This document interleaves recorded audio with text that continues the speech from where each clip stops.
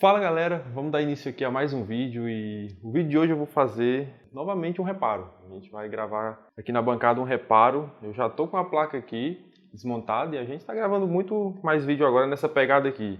Já estou deixando a placa desmontada aqui na bancada, a gente já faz aqui a análise rapidamente e grava o vídeo. Essa placa aqui é da Samsung e como a gente sabe, as placas da Samsung, elas não têm, na maioria dos casos, a nomenclatura dos componentes, né? Não tem a serigrafia na placa.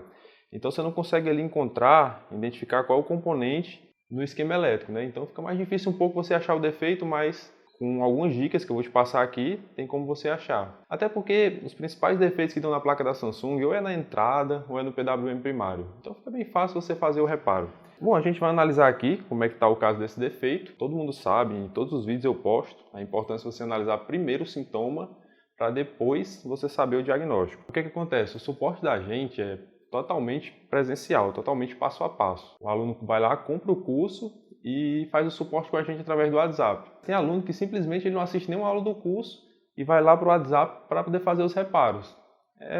De certa forma é rápido, entendeu? A gente repara rapidamente ali com o aluno e ele acaba faturando o dinheiro dele ali.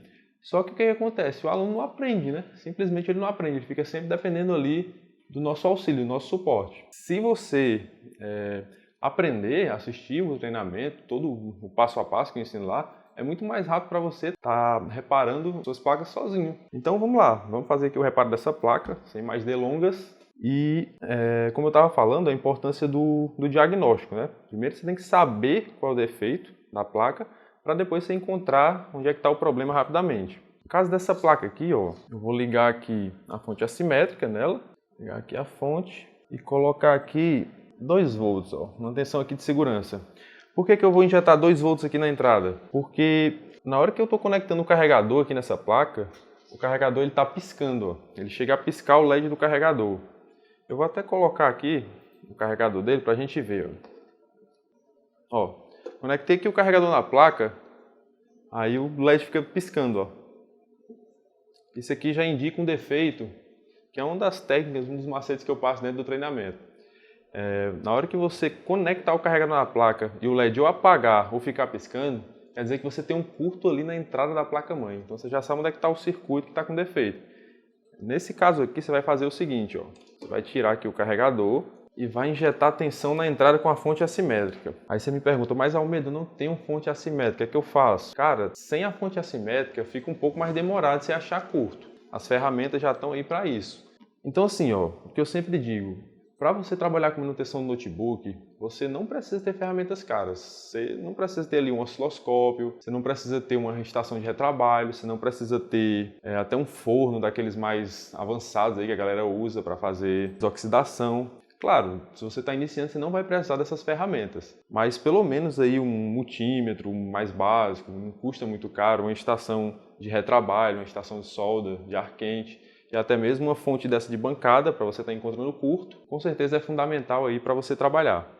Então vamos aqui, ó. Eu vou injetar aqui a tensão no jack, na entrada, uma tensão aqui de segurança. Eu considero a tensão de segurança aquela tensão ali que você pode injetar basicamente no circuito e não ter nenhum problema com ele.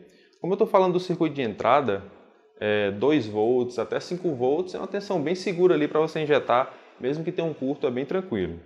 Vou conectar aqui o jack, injetei 2 volts e eu vou aumentando aqui e observando o consumo. Ó. Preste atenção nessa dica. Ó. Você sabe que tem um curto já na entrada aqui, então você vai injetar a tensão aqui aumentando ela e observando o consumo aqui do lado direito da fonte. Ó. Quando esse consumo chegar a 0,60 amperes, tá vendo aí? Ele vai subindo. Ó. Se essa placa tivesse normal, ela não tivesse com nenhum curto na entrada, você não teria esse consumo alto aqui com essa tensão. Por quê? Porque a linha de entrada ela permite até 19 volts sem precisar ter um consumo tão alto. Isso com a placa desligada, obviamente. Então vamos aqui, vamos continuar injetando tensão. Estou com 0,70 amperes. Então aqui eu já tenho um componente aquecendo. Ó.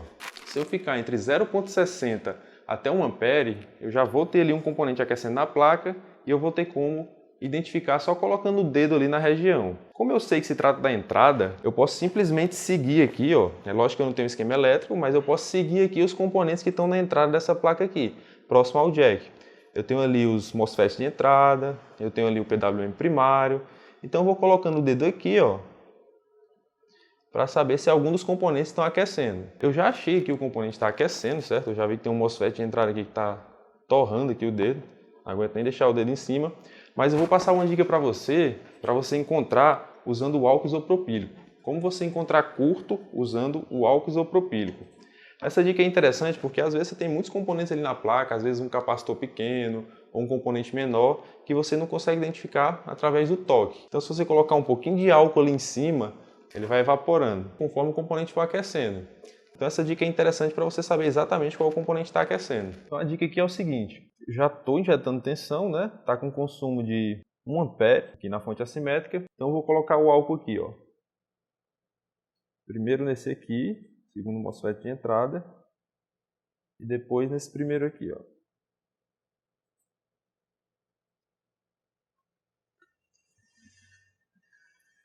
Só aguardar um pouquinho.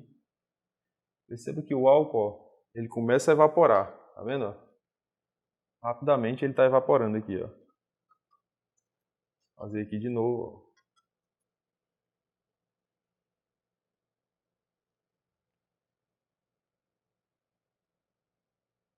No caso aqui você tem que usar o álcool isopropílico, né? Não vai colocar o álcool normal aqui, não, senão você vai queimar a placa. Então pronto, ó. Já identifiquei o culpado, esse MOSFET aqui de entrada. O próximo passo agora é a gente tirar ele da placa. A gente vai tirar ele aqui e testar ele fora da placa. Pronto, pessoal, tirei aqui os dois MOSFETs, esses dois aqui da entrada, ó. Testei eles fora da placa, eles estavam bons, então eu injetei tensão aqui de novo, ó, depois do treino desse segundo MOSFET. Aí o que acontece? O consumo continuou, ele continuou consumindo aqui, eu fiquei procurando ver se tinha mais alguma coisa aquecendo na placa, geralmente os MOSFETs de alta aqui das fontes, processador, chipset, memória, mas não tinha ninguém aquecendo, nem um capacitor também, que são os dois componentes que mais dão problema aqui na linha de alta. O que acontece? Eu encontrei aqui, testando aqui, até porque eu não tenho o esquema, né, dessa placa aqui, uma placa da Samsung. O esquema eu até tenho, na verdade, eu não tenho a nomenclatura dela, não tem como eu localizar os componentes. Então eu fiquei testando aqui alguns componentes aleatórios que eu achei que poderia dar problema e encontrei um MOSFET aqui, ó, esse MOSFET de alta da fonte do V-Core, que é a fonte do processador. Se você perceber aqui, eu já retirei os 4, que eu tirei logo os 4 de uma vez para testar, ó, que são 2 MOSFETs de alta e 2 MOSFETs de baixa da fonte do processador. E esse segundo aqui, ele está em curto. Eu vou testar aqui agora com vocês, para a gente ver como é que faz o teste de MOSFET. Um deles está bom, né? Aliás, os outros 3 estão bons. Eu vou testar um bom e o ruim, que é esse segundo aqui, para poder explicar para você. Então, galera, a gente vai testar aqui o MOSFET agora, ó. Eu estou com os 2 MOSFETs aqui. Um está ruim e o outro está bom. Então aqui é o seguinte, ó. Eu tenho aqui, primeiro a gente tem que entender que é cada terminal aqui do MOSFET.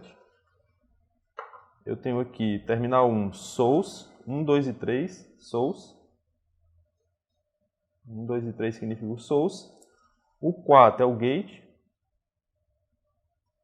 E os demais são dreno, que é o 5, 6, 7 e 8. São dreno. Então o que é que eu vou fazer para testar o MOSFET? Ó?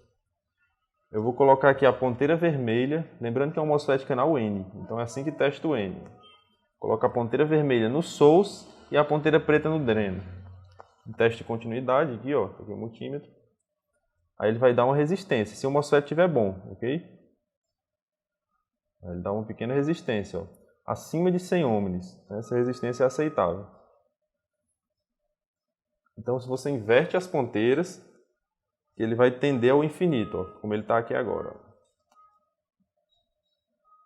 Do source para o dreno também. Então pronto, o diodo interno, que foi o que a gente testou aqui desse MOSFET, ele está bom. Então o componente está bom. O próximo teste que a gente vai fazer nele é se ele está chaveando. Volto de novo as ponteiras aqui, ó, do source para o dreno. Tiro a ponteira do source, a vermelha, e toco rapidamente aqui no gate, ó, que é o pino 4. Mas sem tirar a ponteira preta aqui do dreno. Toquei aqui, ativei o MOSFET. Agora ele dá continuidade, ó.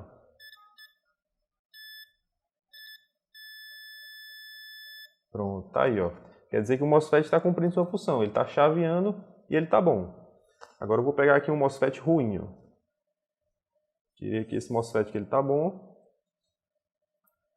Vou pegar um MOSFET ruim, ó. Com o segundo MOSFET, a gente vai fazer o teste do mesmo jeito. Ó. Vou colocar ponteira vermelha no source e ponteira preta no drain.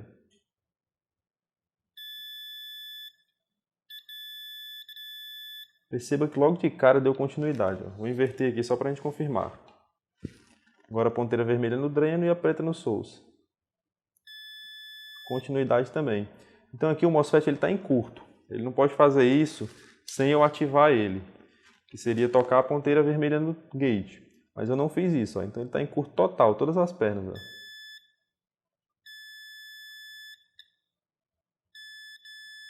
Então isso quer dizer que esse MOSFET aqui está ruim. Então o que a gente vai fazer? A gente vai para a placa agora, vamos trocar ele por um substituto e ver se a placa volta a ligar. Então esse aqui é um MOSFET ruim que eu tenho na placa. Ele é um AON6414A.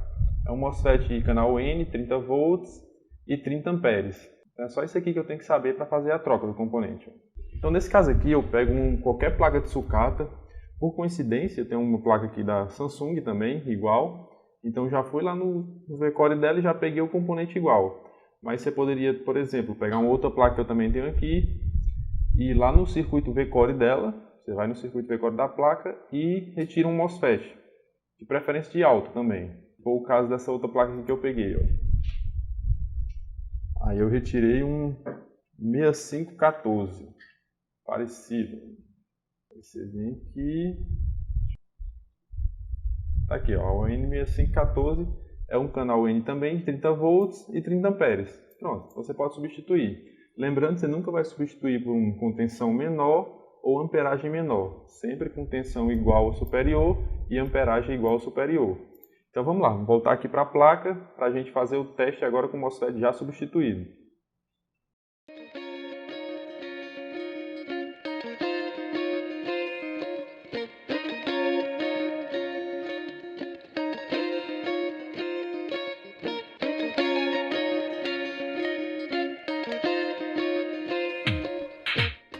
Beleza, placa montada, vamos fazer o teste aqui, sem perder muito tempo. Já conectei aqui a fonte, né? Ó. Vou ligar ela, 19 volts. Perceba aqui que ele já não tem mais consumo. Ó. Na hora que eu liguei a fonte, já mudou duas coisinhas. Ele não tem um consumo que tinha quando estava com curto, né? Na alta. E ele também já acendeu aqui o LED da placa, ó, indicando que a placa está alimentada. A placa da Samsung ela acende esse LED aqui. Então, vamos pressionar o botão de power.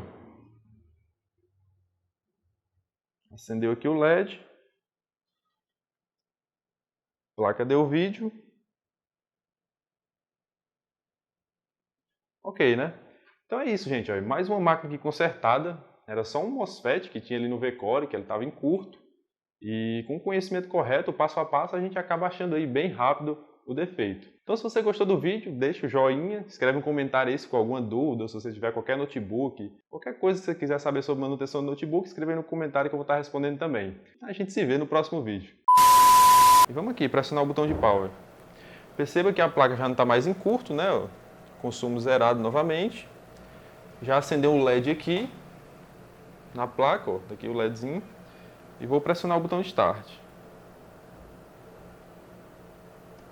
Aí a placa já startou. Vamos ver se dá vídeo na tela.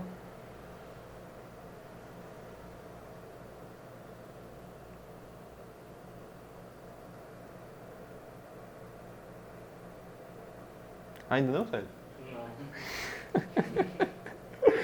Acho que é a cara de Célio.